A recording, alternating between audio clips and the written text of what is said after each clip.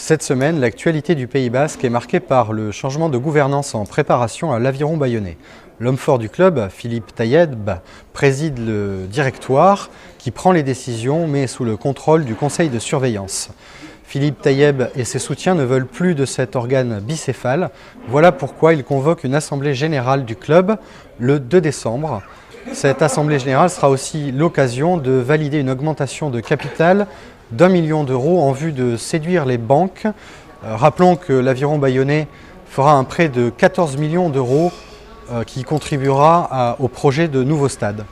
Dans l'esprit de Philippe Taïeb, il s'agit clairement de resserrer les rangs autour de ce projet en se dotant d'un seul et unique organe de gouvernance, sans exclure pour autant les socios, les représentants du rugby amateur, l'omnisport et les anciens joueurs qui jusqu'à ce jour font encore partie du conseil de surveillance. Ils seront inclus dans le projet et travailleront avec le club en parallèle, affirme le président du directoire.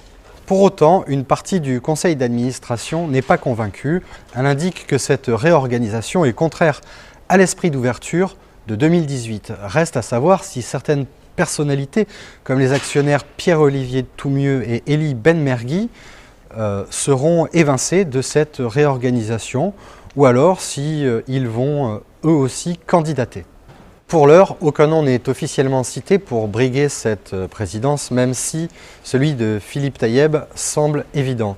Philippe Taïeb qui est très lié, comme chacun le sait, au manager sportif Yannick Bru, et ce qui lui fait un atout indéniable. Reste à savoir si toute autre hypothèse que sa reconduction peut changer quelque chose sur le plan sportif.